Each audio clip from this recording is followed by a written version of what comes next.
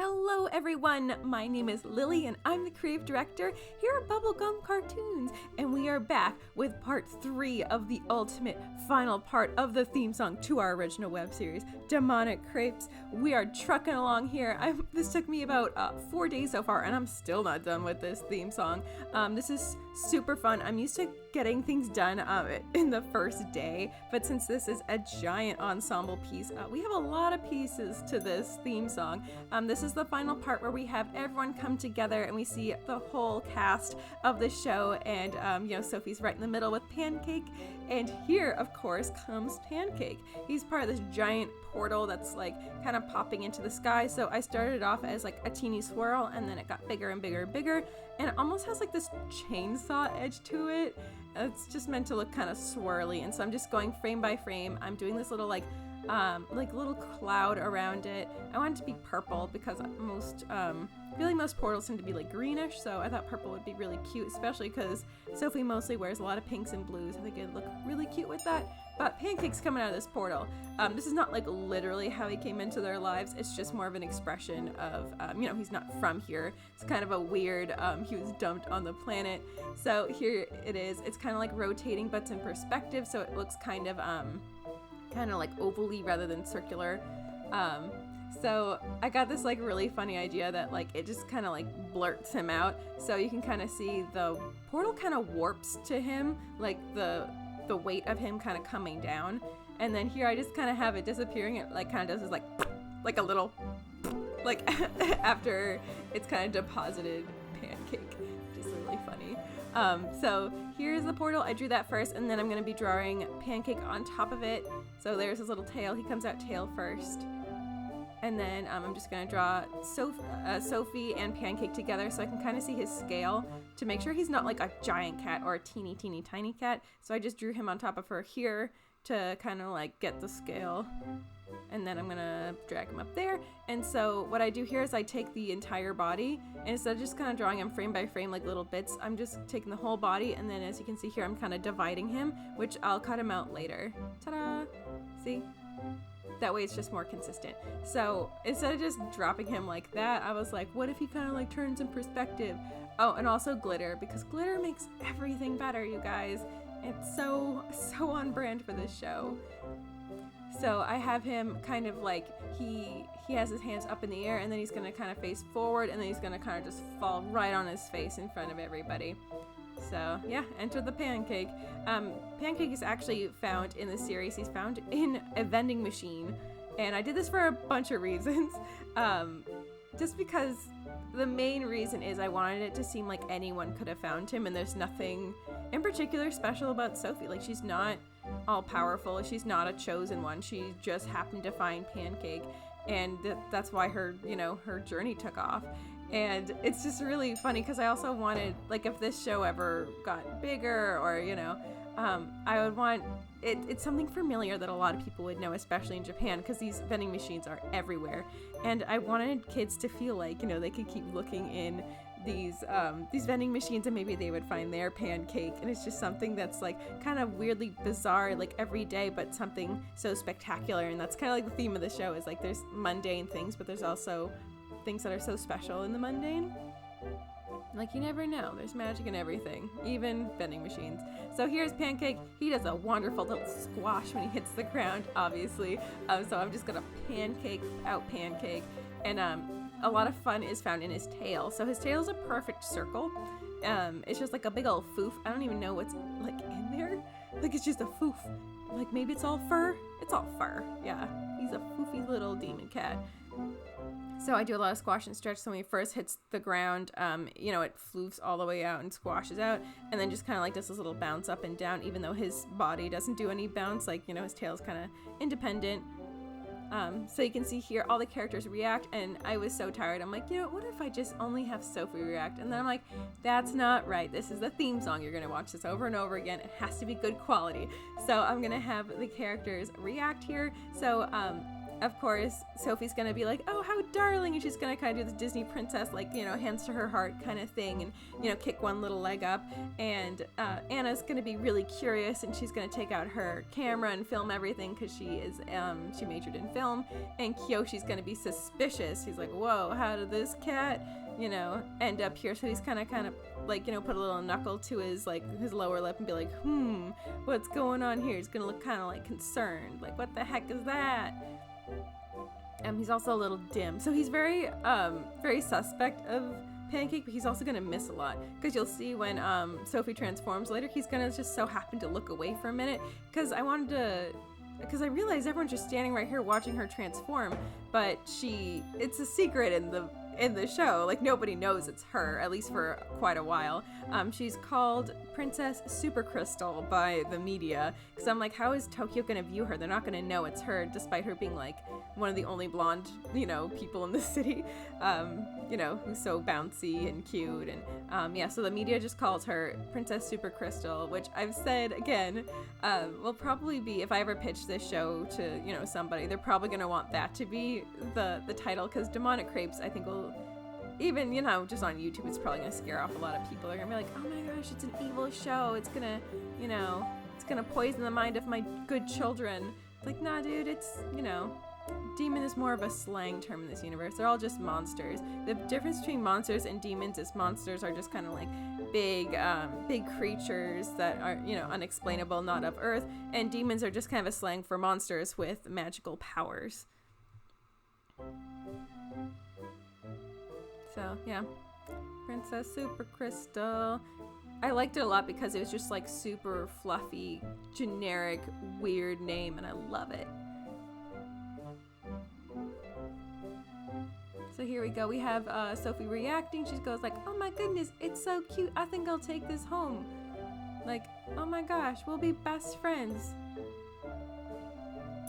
So you guys probably noticed lately I've been doing a lot more in-betweening rather than doing straight ahead animation, just because like all the poses are so expressive, and like I wanted to make sure the volumes were, you know, consistent and everything like that. So I've been doing a lot of in-betweening for this, just because I want to get it like just right. It's not like a dialogue scene or anything like that. So thank goodness. I don't like doing dialogue. It's hard. It's really hard, you guys. There's her video camera, so she's kind of lifting it up to her face to record Pancake.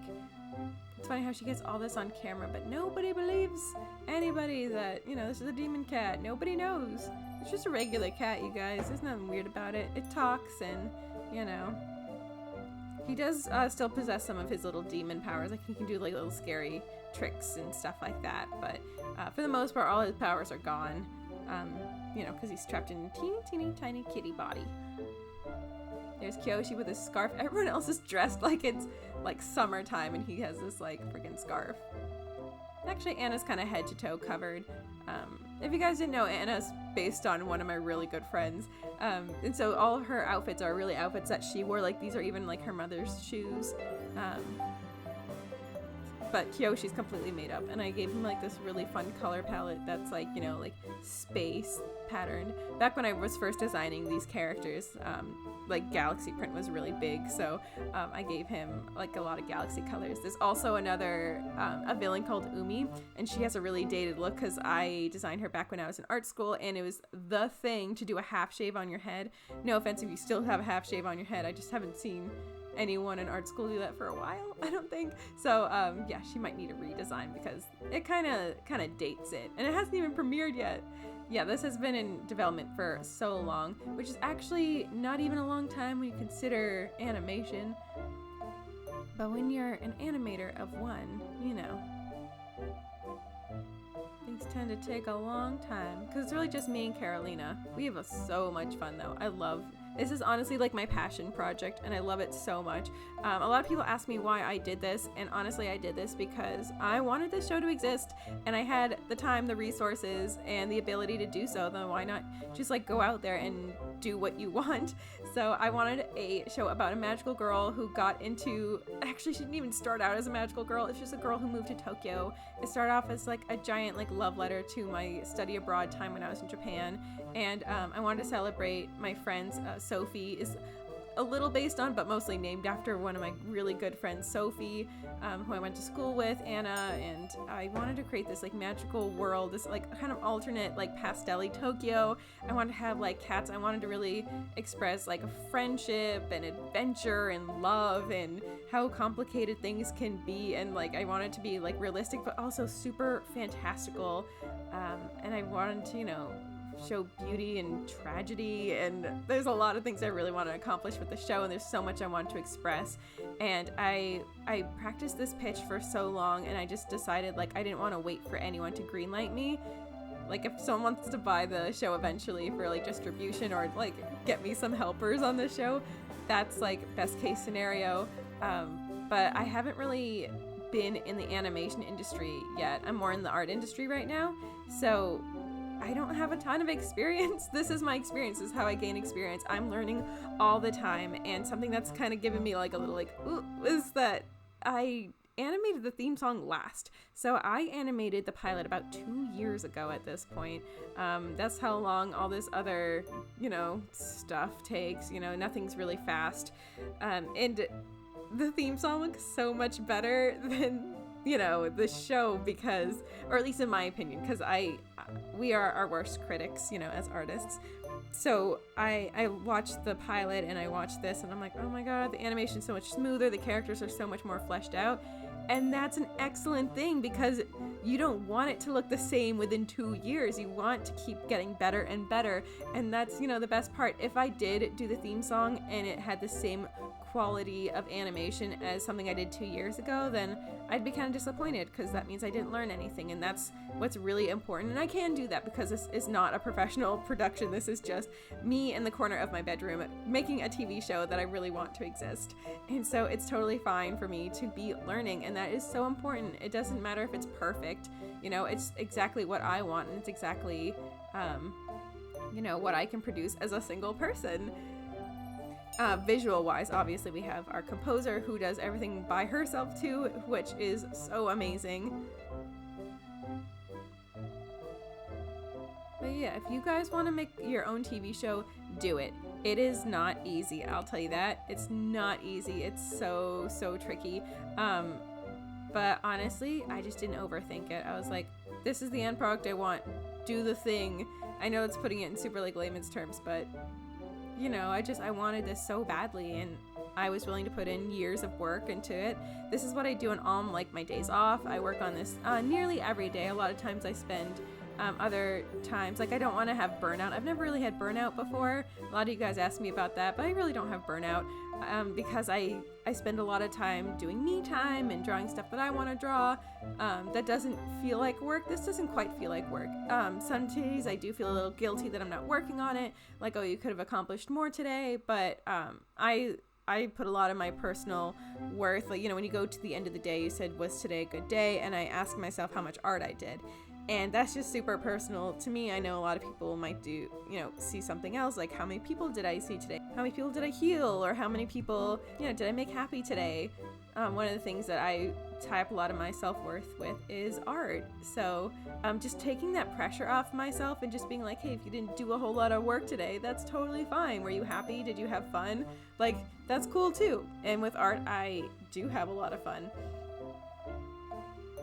So here we can have, I'm going to show you, this is super weird. I don't know why this is like very specific. I was like, I want her to like kind of like put out her hands, and she's going to like do a swoop up, and she's going to pick up Pancake. And this of course was also in between. So I did, whenever I do a turnaround, I do, you know, the starting point, the middle point where they have contact, and then I do profile, back of head, other profile, and then back to center. And then from there you go in between, and you do the drawings between when she first started out to when there's contact, and so far and so forth. Obviously the first couple poses are the most fun, and then from there it's like kind of busy work, but it's not too difficult.